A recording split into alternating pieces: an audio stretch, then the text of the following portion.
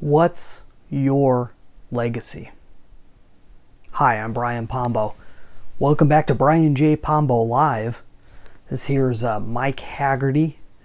He's an actor that just passed away. I believe he was 67. He's if you're a fan of television and movies, you've probably seen him, whether you recognize him or not. Pretty popular character actor. He just really had a whole lot of roles, and so especially I specifically remember him from the late 80s and 90s, just in a number of movies and TV shows. It seems like he hit all the TV shows at one time and had some reoccurring characters on a number of sitcoms and stuff. He was a comedic actor. That was kind of his main area of coverage. Just passed away, and it's one of those situations I don't normally take on heavy topics like this, but I want to hit on it. For some reason, it means more to me that this isn't somebody that people are going to be having huge media blitzes about his death and what it means and what an impact he had on everybody.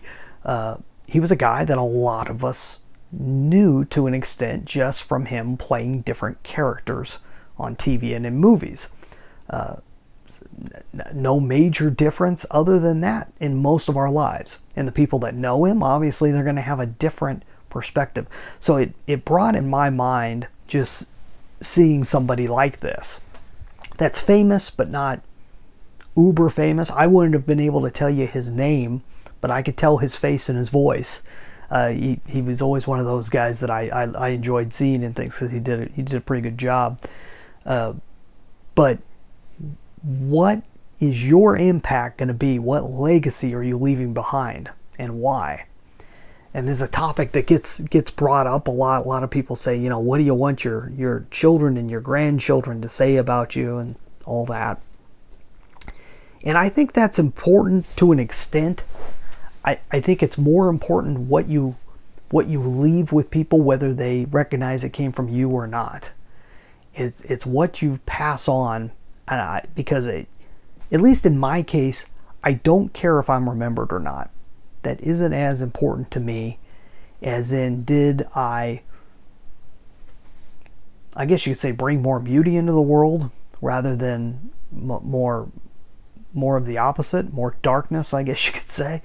And was I able to pass that on to the people that knew me or beyond?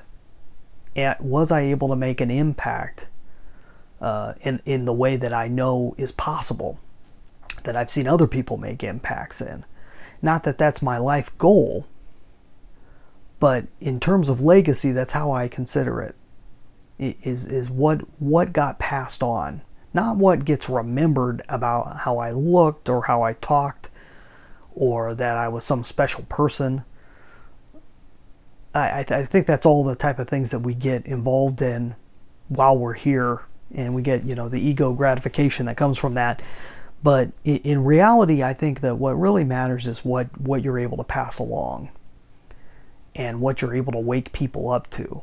And if there's a few people that think happily about me after I'm gone because of that, great.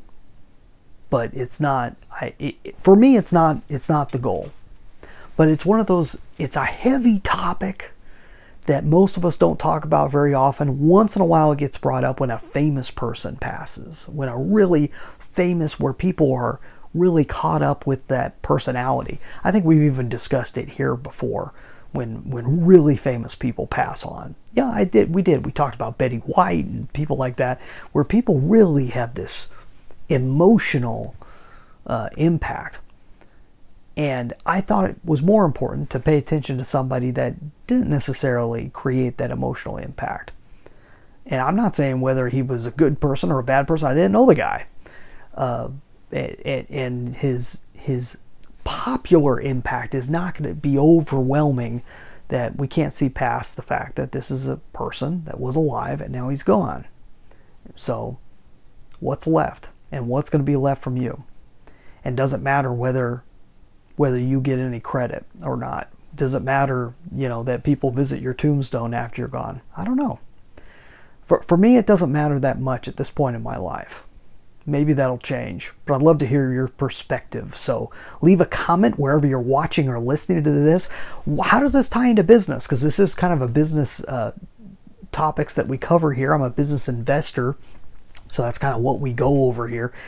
And I think it has a lot to do with business, because so much of what people do in business, especially in your later years, has to do with legacy, has to do with less about you and more about children, grandchildren, great-grandchildren, and nephews, nieces, friends that you have that you know are going to outlive you. It's about the world you leave behind and the lessons you pass on.